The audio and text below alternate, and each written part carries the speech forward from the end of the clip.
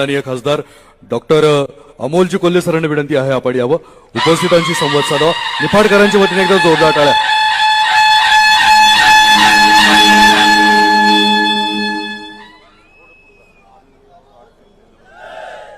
जय शिवराय. आजच्या या शेतकरी मेळाव्याला मार्गदर्शन करण्यासाठी, ज्यांचं मार्गदर्शन ऐकण्यासाठी आपण सगळेजण आतुर आहोत. ते देशाचे नेते आदरणीय शरदचंद्रजी पवार साहेब, महाराष्ट्रातल्या संघर्षाचं जे प्रतीक बनलेत, म्हणजे ज्यांच्या गळ्यातला भगवा हा हवेत कधी लहरतो याची आम्ही वाट बघत असतो, ते खासदार संजयजी राऊत साहेब, राष्ट्रवादी काँग्रेस पक्ष शरदचंद्रजी पवार पक्षाचे प्रदेशाध्यक्ष जयंतरावजी पाटील साहेब, आदरणीय खडसे साहेब, महिलांच्या प्रदेशाध्यक्षा रोहिणीताई खडसे, जितेंद्रजी आव्हाड, सुनीलजी भुसार, व्यासपीठावरील सगळेच मान्यवर. अभिमानाचा लढा का लढायचा याचा जर प्रत्येकानं विचार केला तर रोज पेपरमध्ये असेल, टीव्ही मध्ये असेल, रस्त्यावरच्या होर्डिंग मधून असेल, जाहिरातींचा महापूर आलाय. महापूर दिसतात ना जाहिराती, म्हणजे पार खताच्या गोणी सोडल्या नाही का खताची दुकानं, गोणी सोडल्या नाही का खताची दुकानं सोडली नाही. आणि तेव्हा कळतंय की कुठंतरी निवडणूक ही टकटक करते. कधी येत्या काही दिवसांमध्ये लोकसभेच्या निवडणुकीच्या आचारसंहिता लागेल आणि या सगळ्या निर्णयांची घाई म्हणजे काल सुद्धा जयंत पाटील साहेब काहीतरी 45 निर्णय आजच्या कॅबिनेटमध्ये झालेत. हे 45 निर्णय होत असताना माझ्या सर्वसामान्य शेतकऱ्यासाठी काय आहे हा एक फार महत्वाचा प्रश्न आहे. मगाशी बगरे सर बोलताना त्यांनी लोकसभा निवडणुकीच्या संदर्भात सुतोवाच केलं. गावित साहेबांनी बोलत असताना त्यांनी उमेदवाराकडून किंवा लोकप्रतिनिधीकडून काय अपेक्षा आहेत त्या संदर्भात सुतोवाच केलं. पण नेमकी परिस्थिती काय आहे, तुम्हाला तुमच्यापैकी अनेक गरीब शेतकऱ्यांकडे, माझ्या सर्वसामान्य शेतकऱ्याकडे आजकाल फोन असतो. परवा आमच्याकडच्या एका शेतकऱ्याला विचारलं, फोन कसं काय बाबा? त्यांनी सांगितलं का ते 6,000 रुपये येतात ना, त्याचा ओटीपी फोनवर येतोय, त्याच्यासाठी फोन घ्यावा लागतोय. म्हटलं त्या ओटीपी साठी फोन घेतला तर त्या फोनवर नेमकं येतंय काय? त्यांनी सांगितलं पहिली 2 दिवस मेसेज येतो का तुम्हाला 6,000 देतोय, तुम्हाला 6,000 देतोय. तिसऱ्या दिवशी फोन येतोय, 6,000 मिळाले का, 2,000चा हप्ता मिळाला का? बरोबर. माझ्या भावानं हा फक्त वरवरचा मुलामा आहे. याचा वर्ख जर खरवडून काढला तर विचार करा, 3 डिसेंबरला कांद्याची निर्यात बंदी झाली. 3 डिसेंबरला जेव्हा कांद्याची निर्यात बंदी झाली, 2023 साली कांद्याचा भाव काय चालला होता? 42 रुपयांनी जात होता, 4,200 चालला होता, 4,000 रुपये रेट होता. म्हणजे 42 रुपये किलो होता, 40 रुपये किलो दर चालला होता. त्यानंतर 3 डिसेंबरला निर्यात बंदी झाल्यानंतर जवळपास 45 दिवस ही निर्यात बंदी राहिली. महाराष्ट्रातल्या शेतकऱ्याचं नुकसान झालं ते 2,000 कोटी रुपयांचं नुकसान झालं. जिथं महाराष्ट्राच्या शेतकऱ्याचं 2,000 कोटीचं नुकसान झालं, तिथं 2,000 रुपयाचं कौतुक आम्ही किती वेळा फोनवर ऐकायचं याचा प्रत्येकाने विचार केला पाहिजे. विचार करा, जो 40 रुपयाचा दर होता, आता कांद्याला भाव किती मिळतोय? 1800 चाला 2,000 मिळतो समजा, म्हणजे किलो मागे नुकसान किती? 20 रुपयाचं झालं. बरोबर. एकरात कांदा किती पिकतो? 12 टन पिकतो. 12 टन पका 2 टन, 2 एकराचं जर माझं वावर असेल, 2 एकरामध्ये माझा 24 टन कांदा. जर कांद्या मागे 20 रुपयाचं नुकसान, तर तुमच्या प्रत्येकाचं केंद्र सरकारच्या निर्णयामुळे झालेलं नुकसान 4,80,000 रुपयाचं. आणि 4,80,000चं नुकसान केल्यानंतर जर कुणी कौतुक सांगत असेल की 6,000 रुपये परत देतोय, तर याला आवळा देऊन कोहळा काढणं म्हणतात. हे लक्षात ठेवा. बरं, 6,000 रुपये देतात, कुठून देतात? लाखभराची खतं तर घालतो का नाही वावरात? जर लाखभराची खतं घालत असलो तर खतावर जीएसटी किती? 18% जीएसटी आहे का नाही? आहे का नाही? म्हणजे लाखाची खतं घालायची तर तुमच्या खिशातून सरकार काढून किती घेतंय? 18,000. आणि परत किती देतंय? म्हणून भावांनो, मगाशी आव्हाड साहेब म्हणाले त्या पद्धतीनं ही निवडणूक केवळ कुठल्या उमेदवाराची नाही, कुठल्या पक्षाची नाही, ही निवडणूक तुमच्या माझ्या अस्तित्वाची, ही निवडणूक तुमच्या माझ्या स्वाभिमानाची आहे. विशेषतः निफाडमध्ये उभं राहून बोलत असताना खरं तर द्राक्ष बागायतदारांचा फार मोठा हा संपूर्ण परिसर आहे. 10 वर्षांपूर्वी जेव्हा हे सरकार सत्तेत आलं तेव्हा सांगितलं होतं शेतकऱ्याचं उत्पन्न दुप्पट होणार. मला एक द्राक्ष उत्पादक शेतकरी आज दाखवा ज्याच्या डोक्यावर कर्जाचा बोजा नाही. कारण 10 वर्षापूर्वी 2.5 लाख रुपये एकरी जो खर्च येत होता तो खर्च आता 3.5 लाखावर गेलाय का नाही? आणि जेव्हा एक्सपोर्टच्या द्राक्षाला सरासरी 80-90 रुपये भाव मिळत होता तो भाव आता 65-70 रुपयावर आलाय का नाही? कुठं गेलं किसानचं उत्पन्न दुप्पट होणं? हे सगळे प्रश्न आपल्याला विचारायचे. आणि हे प्रश्न आपण जेव्हा विचारतो तेव्हा विशेषतः या नाशिकच्या भूमीमध्ये, निफाडच्या भूमीमध्ये जवळच रामशेतचा किल्ला आहे. आज मी ज्या सुरुवातीला निर्णयांचं 45 निर्णय घेतले गेले यामध्ये महाराष्ट्र सरकारने आज एक निर्णय घेतला आणि तो निर्णय ऐकल्यानंतर एका डोळ्यात आसू आणि एका डोळ्यात हसू अशी परिस्थिती निर्माण झाली. टकलेच आज वेल्हे तालुक्याचं नामकरण राजगड तालुका करण्यात आलं.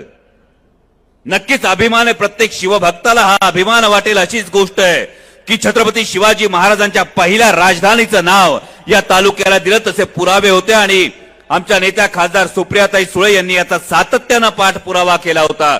परंतु जे सरकार छत्रपती शिवाजी महाराजांच्या पहिल्या राजधानीच्या नावानं नामकरण करतं ते सरकार छत्रपती शिवाजी महाराजांचा आदर्श पाळतं का? ही सगळ्यात महत्वाची गोष्ट आहे.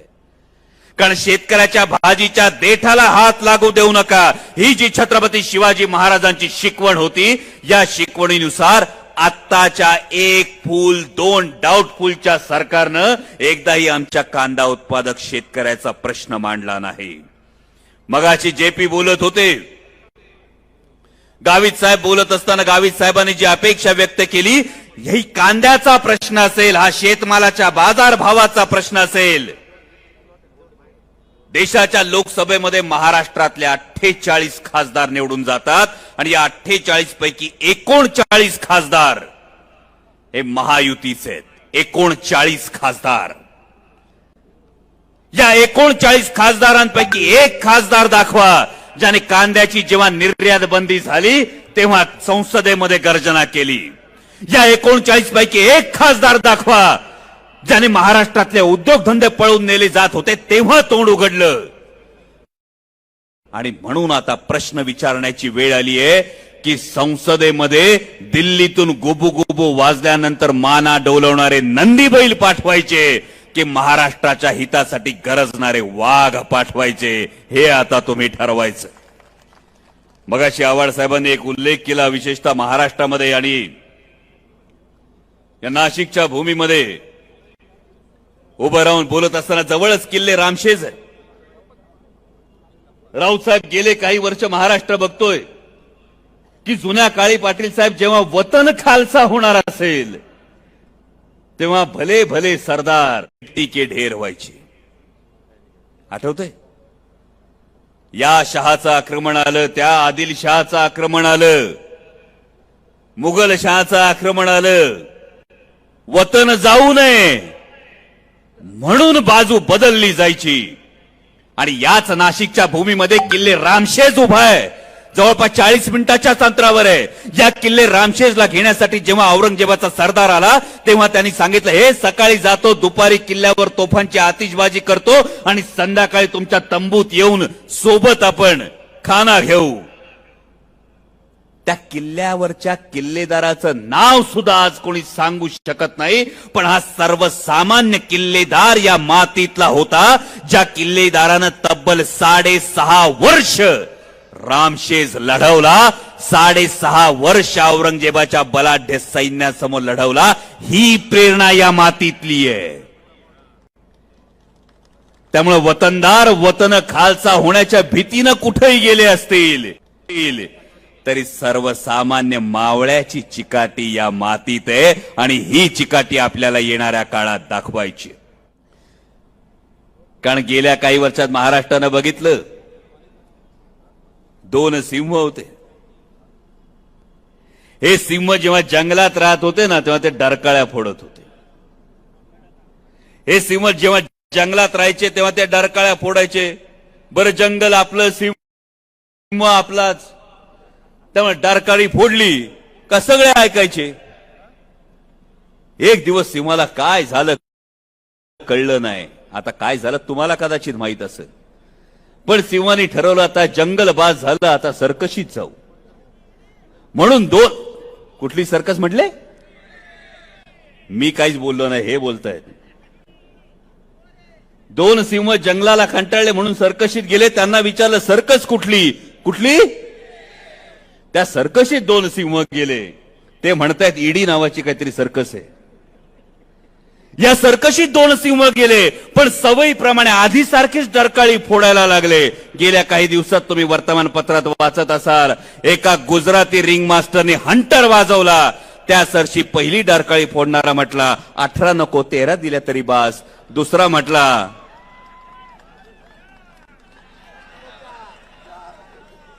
महाराष्ट्राच्या स्वाभिमानाला हेच खटकतं. जेव्हा स्वगृही असताना देणारा जो होता, तो जेव्हा दिल्लीच्या दारात जाऊन मागणारा होतो, तेव्हा महाराष्ट्राच्या स्वाभिमानाला कुठंतरी ठेच लागते. आणि त्यामुळे मगाशी आव्हाड साहेब जे कोणी बाजूला बसून चला म्हणत होते, गाडीत बसणाऱ्यांना आता सीट मिळणार आहे का नाही हेच पुढे कळणार नाही. आणि त्यामुळे या पुढच्या काळात मतदान करत असताना माझी फक्त एवढीच कळकळीची विनंती आहे की आतापर्यंत तुम्ही आणि आम्ही मतदान म्हणत होतो, विशेषतः या मातीत उभं राहत असताना भले भले राजकीय शेर ढेर होत असताना एक उदाहरण देश पातळीवर असं आहे, जे झारखंडच्या मुख्यमंत्र्यांचं हेमंत सोरेन यांचं उदाहरण आहे. झारखंड मुक्ती मोर्चाचं एक उत्तम उदाहरण आहे की एका जुजबी केसवरून एका राज्याच्या मुख्यमंत्र्यांना अटक केली जाते आणि मोठा सत्ताधारी पक्ष वल्गना करतो की यूं आता झारखंड आम्ही घेऊ. पण मी धन्यवाद देईन माझ्या झारखंडच्या आदिवासी बांधवांचे, कारण बिरसा मुंडा, राघोजी भांगरे, तंट्या भील यांचा जो आदर्श होता, ताठ मानेनं लढण्याचा आदर्श होता, तो शरण जाण्याचा आदर्श नव्हता. तो झारखंडमध्ये माझ्या सगळ्या आदिवासी बांधवांनी हा आदर्श दाखवून दिला. आणि म्हणूनच सांगतो, आतापर्यंत तुम्ही आणि मी ऐकत होतो मतदान. आपल्याकडे संस्कृती आहे, दान दिलं का विसरून जायचं, बरोबर. माझ्या भावानं तुम्ही नेहमी दान दिल्यानंतर विसरून जात होतो.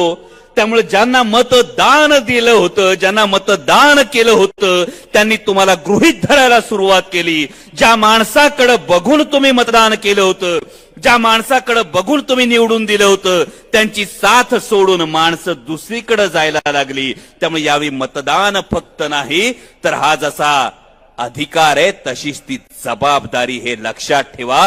ही जबाबदारी लोकशाही टिकवण्याची, ही जबाबदारी संविधान टिकवण्याची आहे. आणि म्हणून फक्त एवढंच सांगतो, मतदान केंद्रावर गेल्यापासून आतमध्ये जाऊन मत देऊन बाहेर यायला फक्त 5 मिनिटं लागतात, बरोबर. बटन दाबायला तर 5 सेकंद लागतात, बरोबर.